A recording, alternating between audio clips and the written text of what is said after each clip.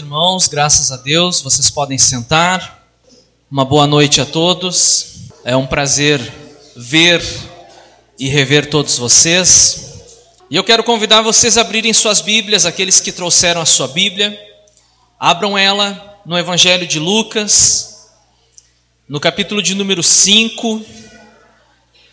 O pessoal que já nos conhece aqui, e nós estávamos rindo disso agora há pouco, né, Christian? Nós temos feito uma mensagem em sequência. Nós começamos aqui o Evangelho de Lucas no capítulo 1, no versículo 1, e fomos pregando. E o Renan, o pessoal do seminário estava de férias, ficaram 60 dias, quase 90 dias fora, e acharam que eu já tinha terminado o livro de Lucas. E eu disse para eles, olha, se Deus quiser, domingo que vem, não hoje, domingo que vem, eu termino o capítulo 5. Tá? Porque a gente vem trabalhando texto após texto, versículo por versículo, e refletindo na palavra de Deus e olhando para os detalhes. Então, se vocês têm pressa em ver o final de Lucas de uma vez, é bom ler em casa. Tá? Se ficar só ouvindo a pregação aqui no domingo, nós vamos demorar um pouco mais. E eu não tenho pressa, desde o início do mês de abril, do ano passado, obviamente, né? Eu venho falando que eu não tenho pressa em terminar, vou terminar até dezembro, vou terminar até março. Não, a gente vai ver a riqueza de informações que o texto bíblico tem a nós e vamos trabalhando em cima disso. Capítulo 5 de Lucas, a partir do versículo 12. Algumas pessoas estão nos visitando hoje, depois eu quero fazer menção dos seus nomes, mas de um modo geral são todos bem-vindos. E eu estava observando ali como vem gente bonita nessa igreja, né? E eu tenho uma teoria: gente bonita atrai gente bonita. Então, desde quando eu comecei a pastorear esse campo, plantar essa igreja, começou a vir gente bonita. Não sei porquê, estava pensando nisso aí. Tá? Lucas 5,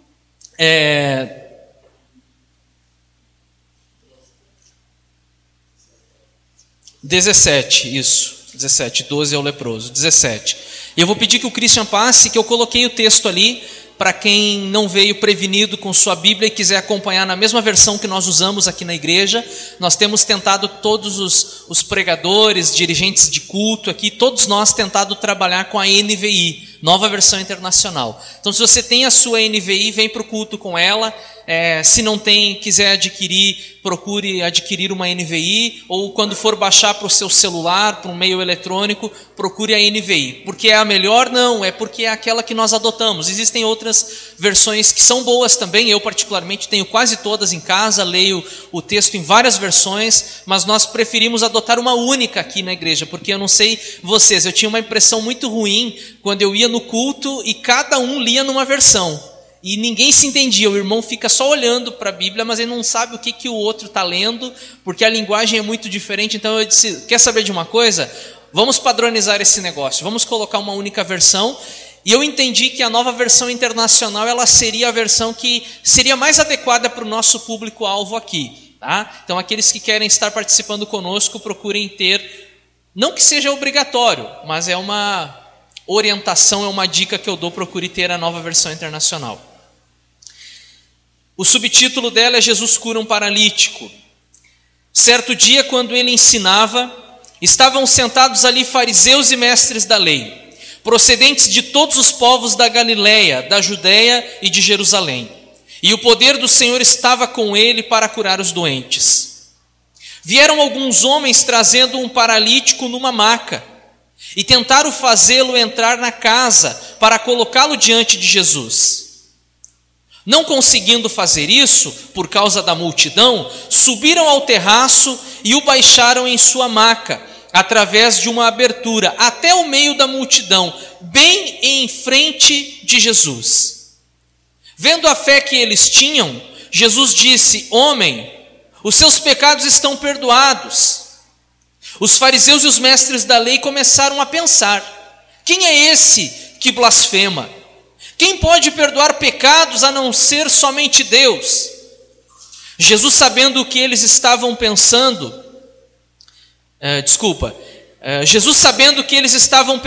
perguntou: por que vocês estão pensando assim? Que é mais fácil dizer: os seus pecados estão perdoados, ou levante-se e ande? Mas para que vocês saibam que o Filho do Homem tem na terra autoridade para perdoar pecados, disse ao paralítico: eu lhe digo, levante-se, pegue a sua maca e vá para casa. Imediatamente ele se levantou na frente deles, pegou a maca em que estivera deitado e foi para casa louvando a Deus. Todos ficaram atônitos e glorificavam a Deus, e cheios de temor diziam: hoje vimos coisas extraordinárias. Amém? Se você puder, fique com a sua Bíblia aberta.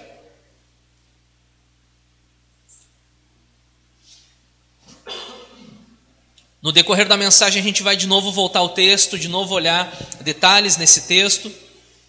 Mas uma passagem que eu particularmente gosto muito, é difícil a gente dizer qual passagem que a gente gosta mais, a gente gosta de muitas. E toda vez que o pregador assume o púlpito e ele diz: essa é uma passagem que eu gosto muito, é difícil dizer: essa aqui eu não gosto. Espero que nunca vocês ouçam isso de mim: essa aqui eu não gosto.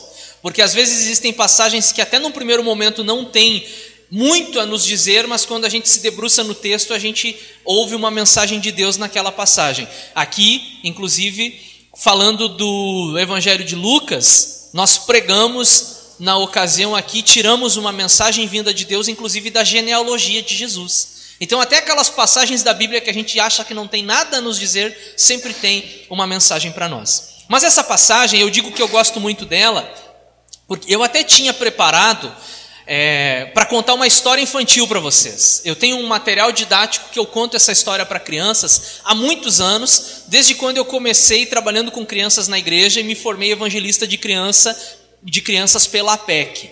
E o ano passado eu fiz um curso em Porto Alegre, um curso de oratória com uma fonoaudióloga lá em Porto Alegre, e cada aluno daquele curso ia ter entre 6 a 8 minutos para falar alguma coisa para a classe, e a professora iria avaliar os alunos ali, cada aluno, e pontuar o que eles erraram, o que eles acertaram, para depois então fazer a conclusão do curso. E aí os meus colegas lá, tinha um que era gerente de uma grande empresa, outro fazia parte da Transurb, outro era representante comercial, outra era uma advogada, e cada um falou, trouxe uma apresentação daquilo que eles normalmente falam no seu trabalho, quando eles dão palestras e reuniões com seus colegas. E o que eu vou falar, né, Mike? Eu vou falar da Bíblia. Mas como era obrigatório o uso de um material, um outro recurso, e eu não queria apresentar nada em PowerPoint porque toda a turma fez isso. E era livre, podia usar qualquer material. Então eu trouxe esse, vamos dizer assim, esse brinquedo que conta a história do paralítico. E aí no fim eu acabei me atrapalhando e vocês vão ficar curiosos para saber como que é essa história. Mas eu prometo que no outro dia eu conto para vocês, como eu contava para as crianças a respeito do paralítico, que, como nos diz o texto, ele é levado por 4 amigos. O texto não diz amigos, diz 4 homens, mas eu quero acreditar que eram 4 amigos que se interessaram pelo problema e pela causa dele e levam ele na casa onde está Jesus. Isso está acontecendo na pequena cidade de Cafarnaum, na Galileia. Eles tentam entrar na casa, mas o texto nos diz que não puderam entrar porque havia muita gente na casa. Não conseguindo fazer isso por causa da multidão, no versículo 19. Então eles não puderam introduzir o seu amigo à presença de Jesus pela porta da residência.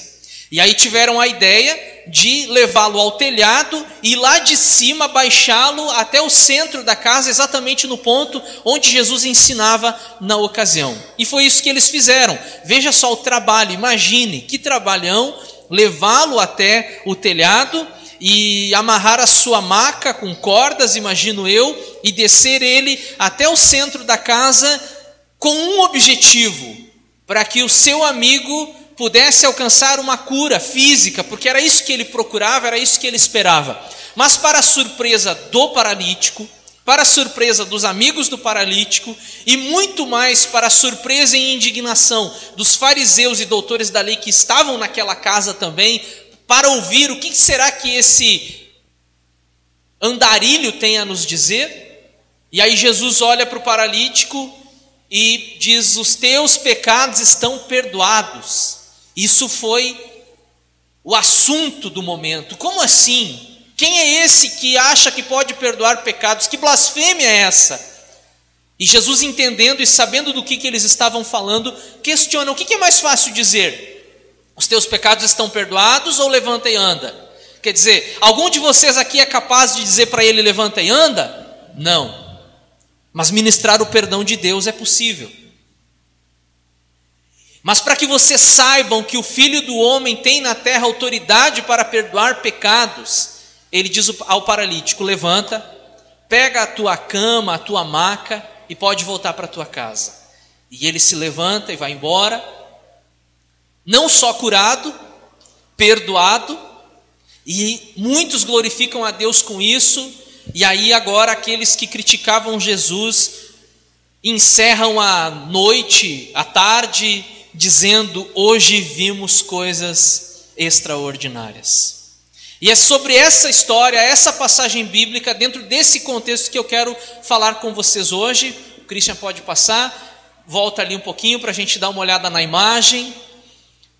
Não sabemos exatamente se era esse o cenário na ocasião, mas eu escolhi uma imagem que nos fizesse imaginar e refletir e pensar um pouco de como estaria acontecendo naquele momento, com a casa cheia, ninguém conseguindo entrar pela porta da residência, e de repente esses homens, 4 homens, têm a ideia de ir ao telhado, tirar algumas telhas e descê-lo à presença de Jesus.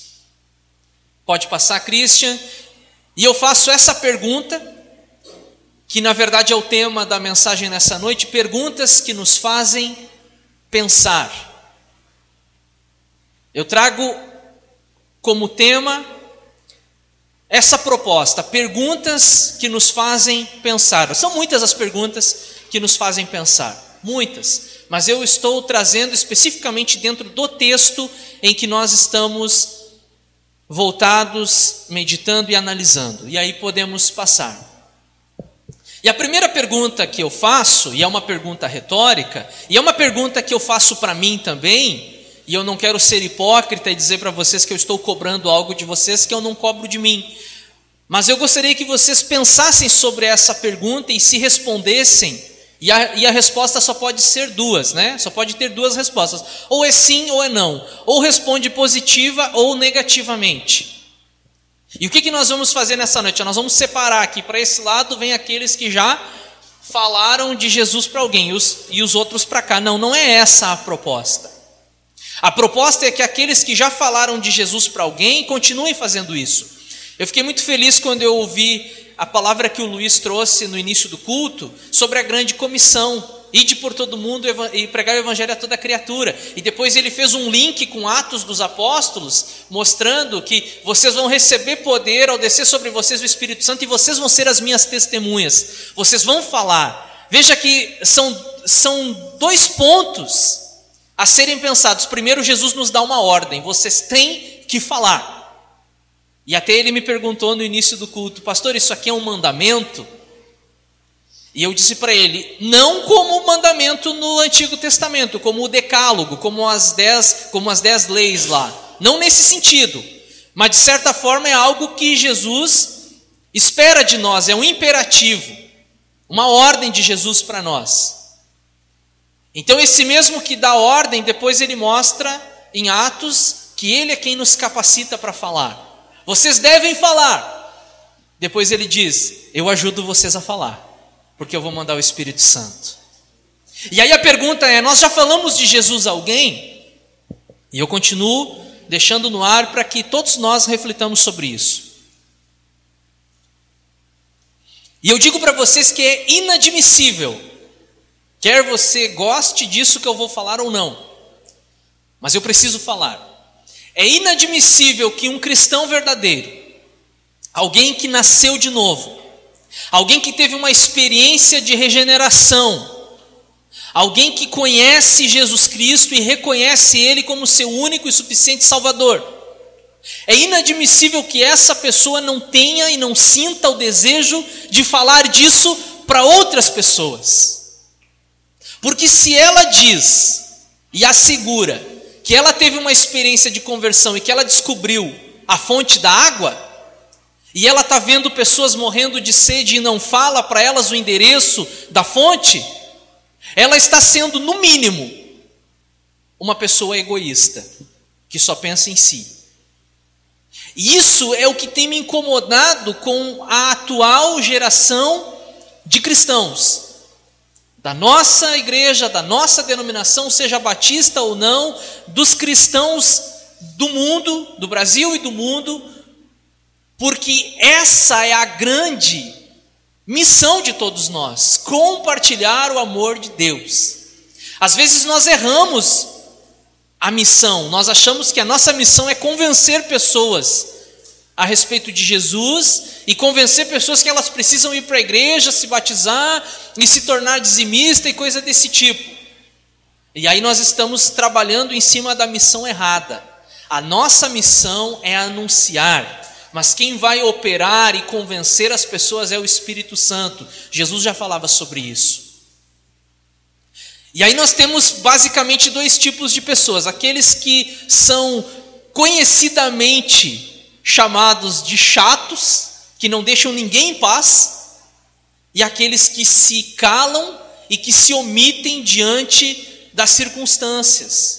E eu não vou falar nome aqui, até porque o objetivo não é engrandecer o nome de ninguém, mas eu tenho ficado, por outro lado, também feliz, porque algumas pessoas aqui desse nosso trabalho, que é um trabalho novo, é um trabalho embrionário, tem 1 ano, recentemente comemorado no último final de semana, mas eu tenho visto também na vida de algumas pessoas o desejo de compartilhar do Evangelho. Membros aqui da igreja que falam de Jesus para os seus colegas de trabalho, e que inclusive essa semana me pediram: pastor, eu tenho vários colegas da região metropolitana, e eu queria que o pastor me conseguisse o endereço das igrejas aqui da região metropolitana para eu poder encaminhar os meus colegas de trabalho para lá. Foi para isso que nós fomos chamados. Às vezes nós pensamos que, eu estou trabalhando para Jesus. A gente pode fazer muita coisa no reino de Deus, é verdade. A gente pode fazer parte da música, a gente pode fazer parte da área de diaconia, a gente pode fazer a parte da visitação, a gente pode trabalhar na mídia, a gente pode fazer muita coisa. Mas tudo isso que nós fizermos não nos isenta da nossa missão inicial, falar de Jesus para alguém. Foi para isso que nós fomos chamados. E às vezes parece que por nos envolvermos demais com tudo isso, com toda a estrutura eclesiástica, seja com música, seja com teatro, seja com dança, seja com projetos sociais da igreja, seja com a estrutura física da igreja, manutenção predial e tudo isso que a gente pode se envolver, parece que algumas pessoas se isentam. Não, mas o meu chamado não é o evangelismo. Conforme lá Efésios 4, ele chamou uns para evangelistas. Ainda bem que não fui eu. Uns, mas não eu. E quando a gente olha Paulo escrevendo aos Efésios, a gente sabe que algumas pessoas têm um chamado específico para aquela missão, para aquele trabalho. Mas não nos isenta da responsabilidade de compartilhar. Todo cristão deve compartilhar. E eu gostaria de passar adiante porque eu separei um trecho desse texto que nós lemos, que vocês estão com ele na sua Bíblia aberta, e se quiserem ler aqui uma parte do versículo 18, que diz: vieram alguns homens trazendo um paralítico numa maca, e tentaram fazê-lo entrar na casa para colocá-lo diante de Jesus.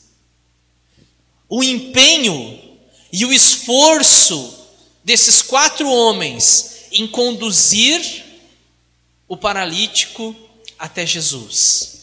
E eu coloquei ali essa frase: a experiência de conduzir alguém a Cristo é inexplicável e deve ser experimentada por todo verdadeiro cristão. Não há alegria maior para nós, no nosso coração, do que conduzirmos alguém a Cristo. Jesus vai fazer a obra na vida da pessoa, mas nós temos um papel importante nisso também. Vocês ouviram na última mensagem que eu pregava sobre Lucas, a respeito do Pedro, pescador, e que Jesus entra no barco de Pedro e depois diz para Pedro: Pedro, tu vais ser pescador de homens.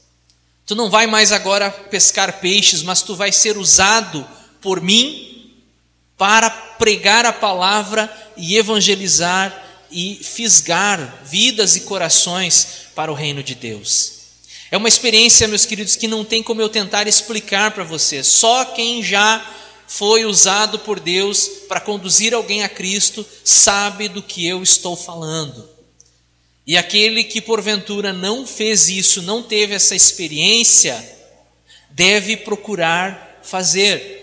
E aqueles que talvez vivam lembrando do passado, primeiro ano da minha conversão, pastor, foi tremendo. Às vezes a gente ouve essas histórias. Eu estava naquele primeiro amor, eu evangelizava todo mundo, e aquele ano eu tive a graça de evangelizar o meu vizinho, ele se converteu e se batizou. E faz muito tempo isso, irmão? Não, já faz uns 20 anos isso. E depois disso, irmão, você falou para mais alguém? Não, mas graças a Deus eu falei para aquele.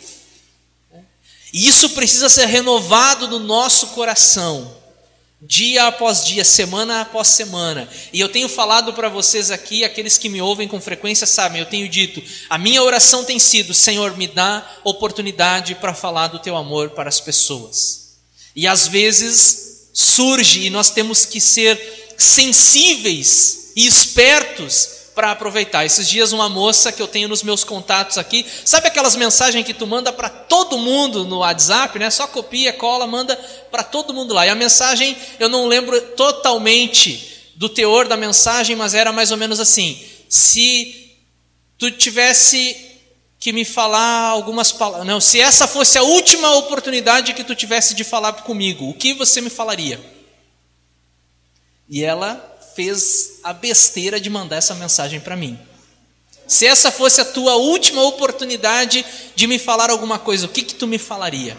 É lógico, e eu não posso deixar passar a oportunidade, é lógico que eu tenho que falar que Jesus morreu por ela, se entregou por ela, pagou um alto preço para que ela pudesse ter a vida eterna ao reconhecer Ele como seu único e suficiente Salvador. E aí às vezes a gente fica orando, né? Senhor, manda alguém para falar com o meu vizinho. Jesus, manda alguém, envia alguém lá para os meus familiares para falar para ele do teu amor. E talvez essa oração já possa ser respondida no mesmo momento. Pediu para Deus enviar e Deus está te enviando. Tu é aquele que deve ir. Nós precisamos falar para alguém. Volta a imagem, Christian. Essa aí. Já falamos de Jesus a alguém. Esses 4 homens encaminham o paralítico até Jesus. Vamos passar. Próximo. Acreditamos que Jesus é capaz, e vocês já vão entender por que eu coloquei essa imagem. A Bruna estava me ajudando agora à tarde. E eu dizia assim: Bruna, pensa numa imagem que reflita fé, que transmita fé, uma imagem que fale sobre fé. E aí tu coloca no Google fé e vai aparecer um monte de imagem, umas nem tão boas assim. Mas eu pensei exatamente nisso aqui, porque se eu tivesse olhando essa cena, esse cidadão que não parece estar apropriadamente vestido para o esporte, não parece ser um atleta, pelo menos não com essa roupa, não parece estar com um calçado adequado para fazer essa manobra que ele está tentando fazer. Se eu estivesse assistindo essa cena, parece uma cena de filme, eu diria exatamente isso que vocês também diriam: não vai dar certo, isso não vai dar certo. E sabe por que eu coloquei essa imagem e por que eu levanto essa questão? Acreditamos que Jesus é capaz? Vocês lembram do ponto anterior? Já falamos de Jesus para alguém? E a resposta, digamos que coletivamente seja sim, nós falamos. E a segunda, acreditamos que Jesus é capaz de salvar, é capaz de transformar, é capaz de mudar a vida dessa pessoa? Porque se nós não acreditamos que Jesus tem poder para transformar aquele drogado, aquele viciado, aquele nosso familiar que só faz coisa errada, se nós não acreditamos que Jesus é capaz de mudar a vida dele, por que nós vamos pregar? Por que nós vamos insistir? Por que nós vamos investir? E às vezes a gente se depara com situações, eu falando a gente ministerialmente falando, onde a gente visita uma família e alguém diz assim: olha, eu tenho um sobrinho assim, pastor, aquele lá está difícil.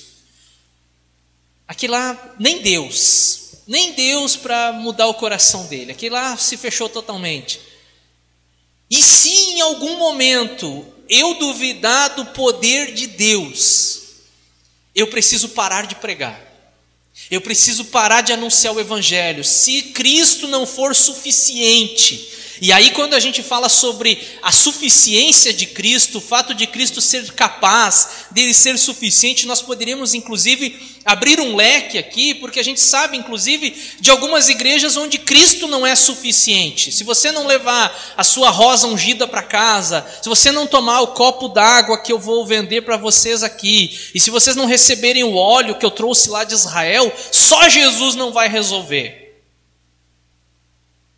Até que ponto nós entendemos que Cristo é capaz? Acreditamos que Jesus é capaz? E aí eu peço para o Christian passar ali, e eu coloquei dois trechos, um trecho do versículo 19 e um trecho do versículo 20, que se você quiser pode pontuar na sua Bíblia, onde diz assim: subiram ao terraço e o baixaram em sua maca, através de uma abertura, até o meio da multidão, bem em frente deles. Bom, o primeiro versículo ali está nos mostrando que houve empenho da parte deles, houve dedicação, houve esforço. Eles poderiam ter ido até a porta da congregação, eu vou chamar aquela casa de congregação, eles poderiam ter ido até a porta da congregação e ter dito assim: paralítico, não deu hoje, vamos voltar outro dia, está muito cheio, está lotado, não vai dar certo, quem sabe outro dia.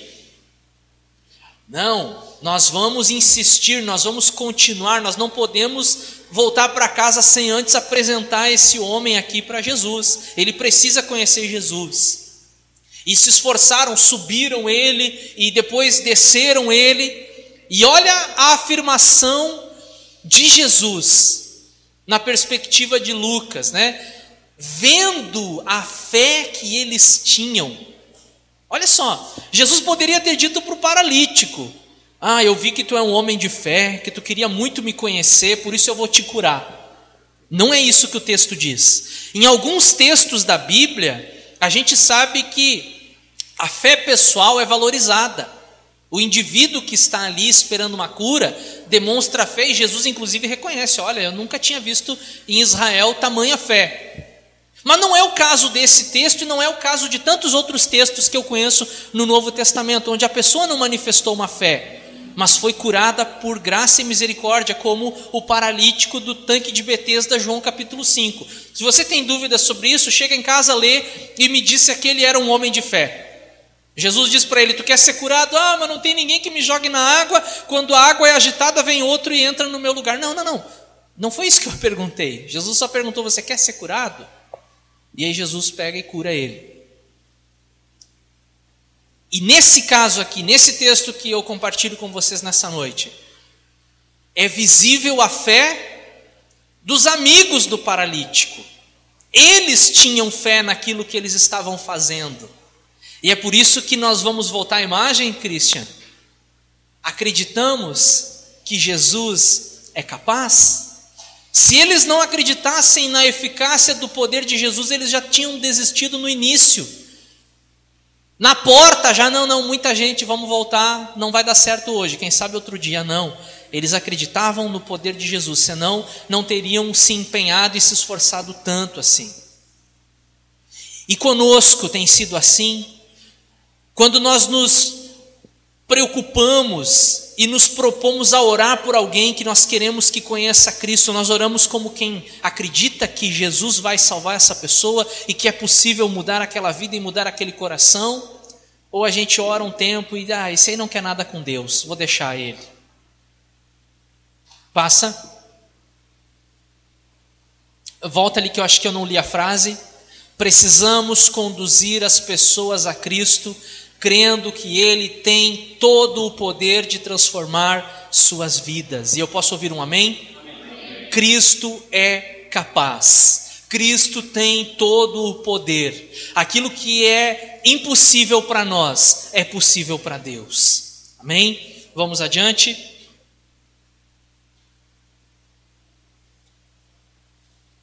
Parece que ficou um pouco fora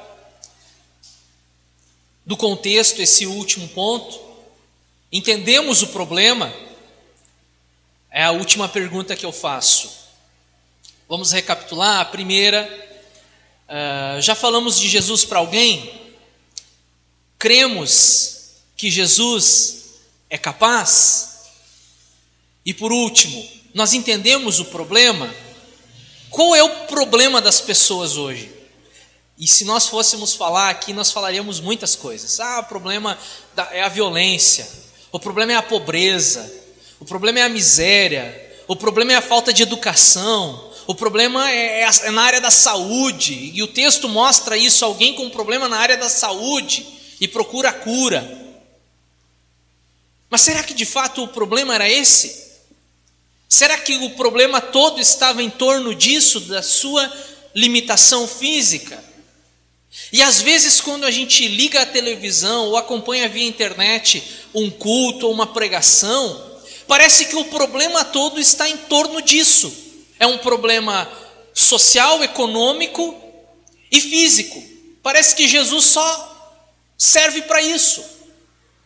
E eu falava aqui, acho que no Natal, quando nós estávamos meditando no nascimento de Jesus, Jesus não veio ao mundo, nasceu aqui, viveu entre nós para depois ser crucificado, só para que a gente possa todo ano trocar de carro. Jesus não veio aqui para que a gente consiga comprar a nossa casa própria.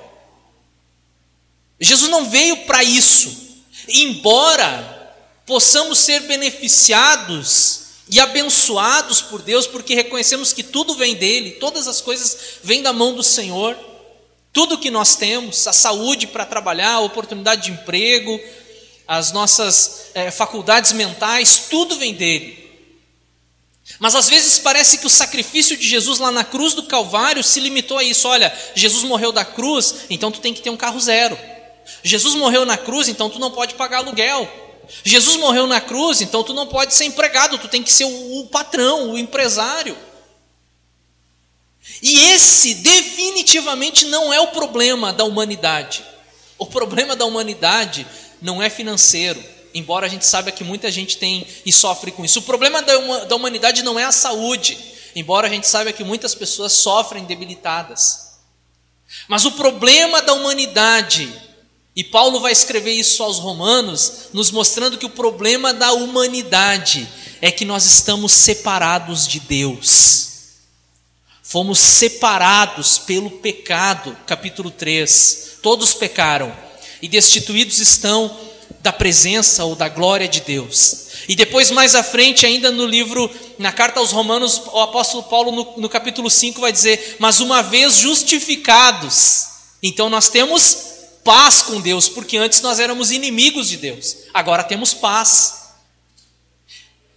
E é nesse ponto que nós vamos trabalhar, entendendo o problema. O problema dele era um problema físico? Era. Tinha um problema físico? Tinha, mas tinha um problema maior do que esse por trás daquele. E que na verdade nem ele foi para buscar isso, e nem os seus amigos estavam empenhados nisso. E é por isso que nós precisamos entender o problema. Pode passar, Christian. E aí Jesus diz para ele o seguinte: homem, os seus pecados estão perdoados. Os seus pecados estão perdoados. E quem sabe ele deve ter pensado: puxa, mas eu vim aqui porque eu tenho um problema de saúde. Mas esse problema de saúde, com ou sem o problema de saúde, não estamos afastados de Deus. Mas sem o perdão dos nossos pecados nós estamos longe de Deus. A maior necessidade humana é o perdão de Deus. E enquanto nós não entendermos esse problema, nós vamos estar pregando um evangelho adulterado, que não é o evangelho da cruz de Cristo, como nós ouvimos domingo aqui pelo pastor Gessé, sobre a cruz de Cristo, que era escândalo para os judeus, que era loucura para os gregos, mas que para nós é a salvação. O evangelho da cruz. O evangelho não diz: venha para Cristo e você vai ser empresário. O evangelho nunca falou isso. O evangelho não diz venha para Cristo e você vai ser curado. Algumas pessoas são curadas e a gente não tem como explicar, mas nem todas são. Nós continuamos orando por cura e sempre temos orado aqui na igreja quando tem um enfermo, mas eu tenho a plena convicção de que nem todas as pessoas vão ser curadas, porque nem o apóstolo Paulo foi curado, ele mesmo tinha um problema de saúde, e tantos outros na Bíblia. O evangelho não é venha para Cristo e você não vai ter mais problema, muito pelo contrário, parece que às vezes quando a gente se posiciona, aí que vem o problema. A gente olha para o livro de Atos dos Apóstolos, apedrejados, açoitados, mortos ao fio de espada, crucificados de cabeça para baixo, nus. E aí eu vou dizer, não, vem para Jesus que não tem mais problema. Muito pelo contrário, foi depois de Cristo que os problemas vieram sobre a vida deles. Então esse não é o evangelho de Jesus Cristo. Mas o evangelho de Jesus Cristo é exatamente aquela proposta de Mateus 11, o que Jesus fala em Mateus 11. Venham a mim todos vocês que estão cansados e sobrecarregados. Não é cansado do trabalho, Michael. Não é sobrecarregado de peso. É cansado e sobrecarregado do fardo do pecado sobre os nossos ombros. Venham a mim todos vocês que estão cansados e sobrecarregados e eu vou dar descanso para vocês. Essa é a questão e esse é o problema. Entendendo o problema, volta ali. Entendemos o problema da humanidade é que a humanidade está afastada de Deus. E Paulo diz que a nós foi dado o ministério da reconciliação. Nós somos, a igreja é a agência de salvação de Deus na terra, é a igreja que vai anunciar a salvação, não é a política. Não é a mídia, é a igreja que vai anunciar a salvação. E é por isso que nós não podemos nos calar. E é por isso que Paulo recebeu aquela mensagem onde Deus falava com ele: Paulo, fala e não te cala. Nós precisamos anunciar. Amém? Tem uma última imagem ali, onde a gente entende que na cruz, fica todo o pecado. Porque na cruz um alto preço foi pago para nos dar a paz, para nos dar a vida eterna, como nos diz o profeta Isaías, o castigo que nos traz a paz estava sobre ele, sobre Jesus na cruz do Calvário. Amém?